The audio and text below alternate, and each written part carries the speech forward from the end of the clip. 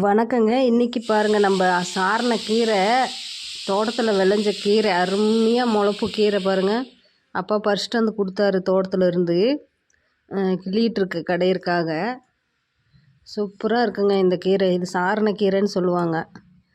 கடைஞ்சோம்னா தக்காளி, வெங்காயம், பூண்டு, கொஞ்சம் சீரகம் எல்லாம் கழுவிட்டு நல்லா போட்டு வேக வச்சு எடுத்து கடைஞ்சிட்டு உப்பு போட்டு பூண்டும் சின்ன வெங்காயம் நல்லா தட்டி போட்டு தாளித்தோம்னா சாப்பிட்றதுக்கு சூப்பராக இருக்குங்க. சாப்பாட்டுக்கு ராகி களிக்கும் இன்னும் அருமையாக இருக்கும்.